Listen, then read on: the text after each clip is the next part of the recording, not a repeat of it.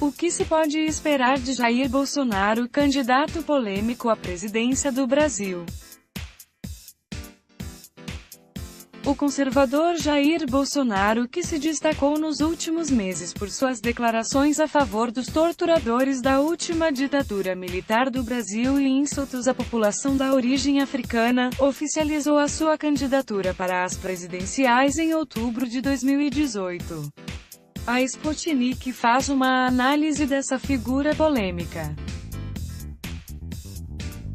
Em 22 de julho, o deputado anunciou ser candidato do Partido Social Liberal (PSL) ao Palácio do Planalto com um discurso que incluiu promessas controversas como a inclusão de militares no gabinete, políticas de mão dura para lutar contra o crime e a retirada do gigante sul-americano do Acordo de Paris.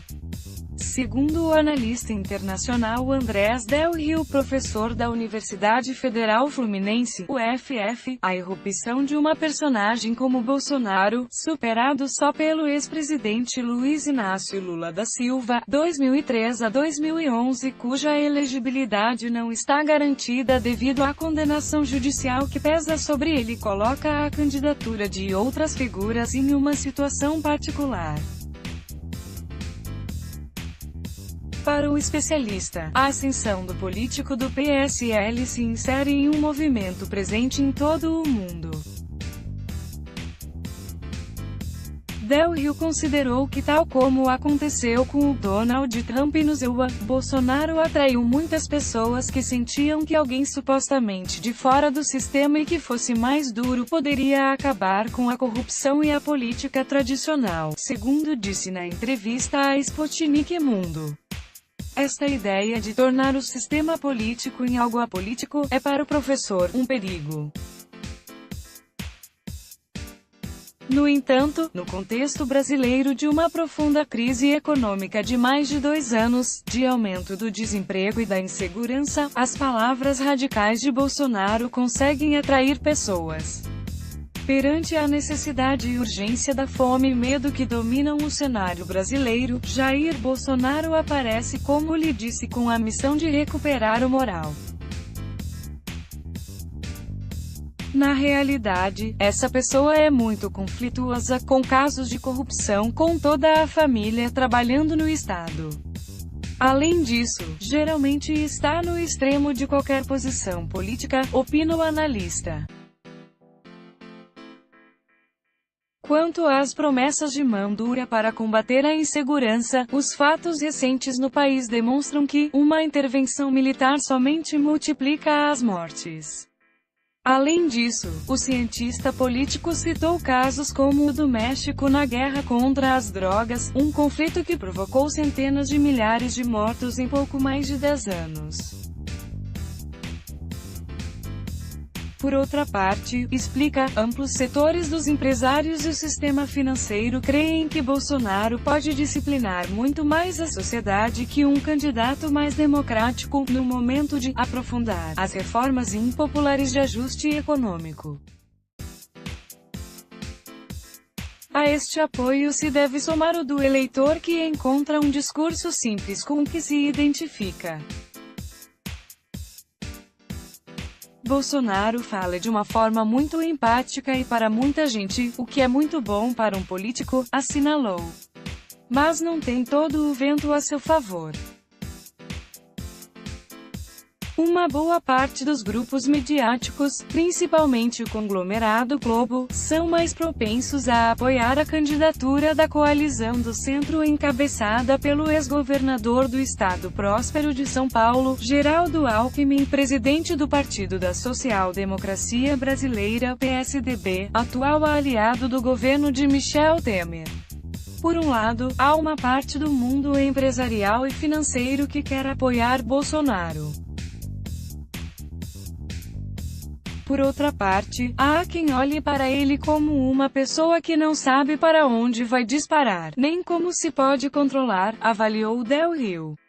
Para sua desvantagem, o candidato conservador pertence a um partido muito pequeno, com uma representação parlamentar reduzida. Isso se manifesta em menos tempo de publicidade eleitoral e menos visibilidade, além da maior necessidade de forjar coalizões.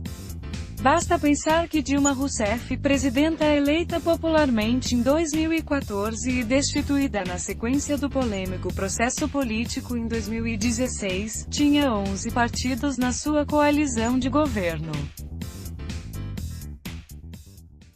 No seu discurso de domingo, 22, o candidato tentou se mostrar mais moderado em relação aos direitos das mulheres e crianças, uma pequena mudança em relação a outros discursos em que, por exemplo, provocou uma sua colega deputada, "jamais iria estuprar você porque você não merece", as expressões, contra as mulheres, e de caráter homofóbico, se juntam às declarações ofensivas para com os afro-brasileiros, que apesar de constituírem mais de metade dos cerca de 207 milhões de habitantes do país, se encontram afastados para segundo plano nas esferas do poder, justiça e universidades.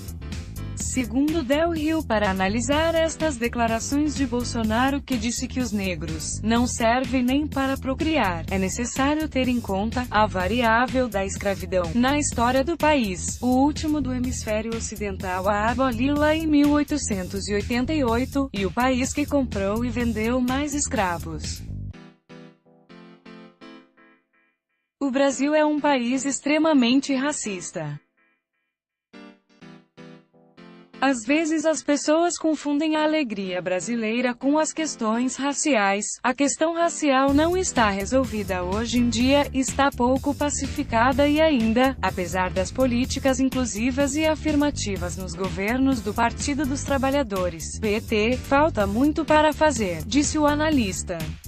Com a chegada ao poder de Michel Temer em 2016, depois do processo de Dilma, além do processo de radicalização de toda a região e de boa parte do Ocidente, a viabilidade das políticas destinadas para as mulheres, a população afro e as minorias em desvantagem estão em risco, para o especialista, uma situação que se pode agravar com a possível chegada de Bolsonaro à presidência no Brasil.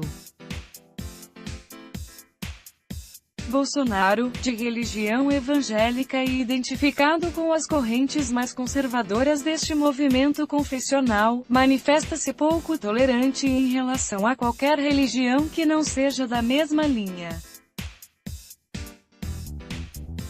Em um mosaico cultural com diversidade confessional e uma forte matriz religiosa africana, esta postura pouco conciliadora poderia provocar problemas. Excetuando Lula, nas pesquisas Bolsonaro ocupa o primeiro lugar com uma percentagem de cerca de 20%, seguido pelo esquerdista Ciro Gomes e pela moderada Marina Silva, que lutam pelo segundo lugar. No entanto, a sombra de Lula está latente, em meio às polêmicas de se poderá ou não se apresentar às eleições e, neste segundo caso, se pode ser desclassificado. Lula tem um carisma e uma presença enorme. Mesmo na prisão, sua popularidade cresce a cada dia. Existem dois cenários de eleições, com ele ou sem ele, e mesmo sem ele, a ausência de Lula é uma presença constante e esses votos podem ser canalizados para um candidato do PT, ou de uma coligação, e eleja alguém em particular, concluiu Del Rio.